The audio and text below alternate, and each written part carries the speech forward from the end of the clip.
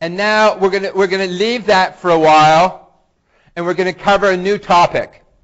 And the new topic, because remember we covered all of these things, right? We talked about DFAs and NFAs and regular expressions and extended regular expressions. We talked about paths and loop invariants, and we want to show that they're all equivalent. So now we're going to move over to doing the conversions between these, right? Right. This is just talking about we have complexity classes, problems that are computable, problems that are exponential time, poly time, linear time. DFAs, where do they live? Well, a DFA only reads the string once, right? It has a constant working here, and it reads the string once. So how much time does it take to do this? Right? It clearly takes linear time, because you've only read you read the string once, and you keep track of constant amount of information, right? So let's go in and see that better, right? NFAs, where do they sit, right? Right? So you have to argue: can you do an NFA in constant amount of time, in linear time, right? Because you have to find a path. Well, you might not have done 2011, I think, does Dijkstra's algorithm, right? So that's linear time. I can, I can do it, right? So let's move along.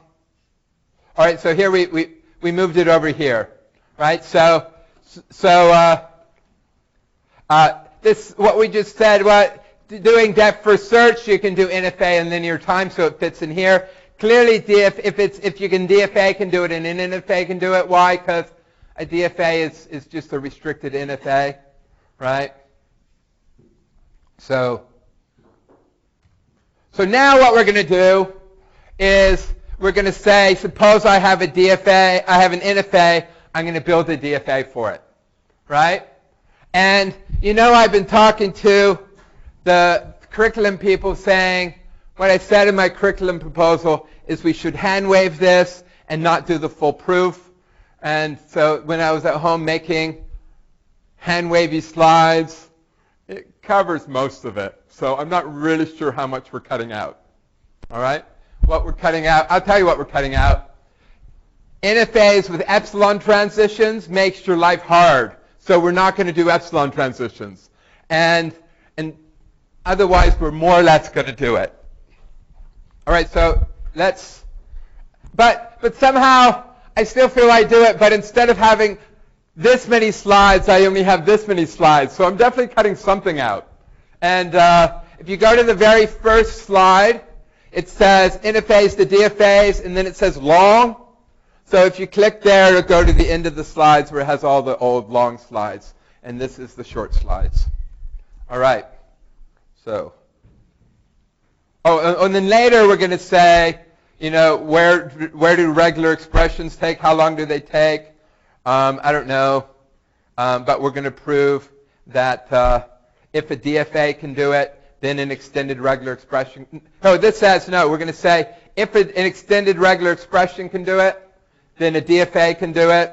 We're going to do that proof. That proof is nice. And then we're going to prove that if an NFA can do it, then a regular expression can do it. And that proof is really ugly, so we really will do a one-pager on that. Maybe not. We'll do a few pages on loop invariants and one page on the proof. All right? So all of these classes are the same. Okay? And does this surprise you that NFAs and DFAs are the same? Well, at the end of this course, if we get to it, we're going to cover deterministic polynomial time versus deterministic non-polynomial time. And there's a clear exponential blow-up, right? But here, is there an exponential blow-up? Here's one proof, right? My string is of length n. My machine is of length. How big is my machine? It's some constant size, right? So I convert over to this is my NFA. has some constant size. Now I build a DFA. Is there an exponential time blow-up? Yeah, there sort of is. My machine is now size 2 to the c. But it's still constant size. So it's still a DFA. Right? Actually, that was a good slide. That's basically sums up what we're going to do. All right? Right? It's not surprising. All of these reductions blow up the size of the machine exponentially. Right? The machines are all constant size. But, in fact, a research question I've had, and I know it's not original because there are books and books and books and books about NFAs and DFAs. In fact, if you talk to my father and tell him that I'm taking this course, he will tell you the same story each time that some mathematician gave him a whole book on NFAs and DFAs, and he was like, why do I need this book?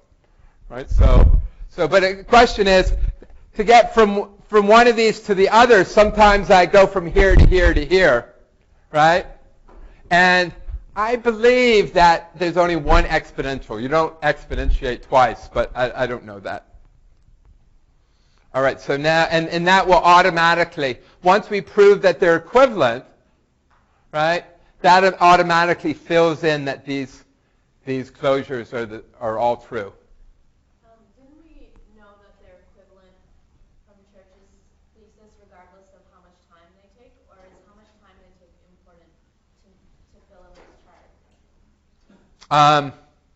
Right, so Church's thesis is looking at the big circle, which is computable. And he says if one reasonable model says it's computable, they all say they're computable. Now, if you wait for my father, which is another generation, he talks about polytime. And it turns out that Church's thesis says it's also true, reasonable machines, if they're poly, except for quantum machines. But we're talking about very different things. We're talking about, are these models equivalent? Right? So Church's thesis doesn't come in. So they have to all have linear complexity for you to be able to fill in that chart? To be able to show these are equal, we have to convert from one to the other. We have to give it an NFA, and you build the DFA. And it has to be in linear time. Or in the same amount of time. Same type of time. If this NFA has C nodes, right, there exists a machine that has C nodes that works for all inputs that are arbitrarily big. And the running time of this machine is this constant times the length of the machine, right? Now, here, there exists a machine that works for all inputs. The machine just happens to be bigger. And the running time is still linear. The running time used to be c to the n, and now it's 2 to the c times n. It's still a constant times n. Right? All right. And then we're going to go to, this is kind of telling you everything we're going to do the rest of this section. We're going to look at these two things. This is a to this some number of a's followed by some number of a's, right? That's clearly, right? You can do that. 0 to the n, 1 to the n, you have to count the zeros, and we're going to prove that you can do that in linear time. Well, can you do it in linear time? Depends on how you count it. It might be n log n time because you have to count. Yes? I can, but we're trying to move forward. Okay, so I just want to clarify. So what essentially we're trying to do is if you want to find the NFA complement, you find the DFA complement and then say, okay, NFA is equivalent to DFAs. Yeah, we're going to do this. How do you prove this? You give me two regular expressions. I want to close their under intersection. How do? I take this NFA. I take this regular. I have two regular expressions that I want to take the intersection of. Take my regular expressions and convert them into NFAs. I do the intersection of my NFAs. I convert them back to regular expressions. Right? We're going to do that. Right.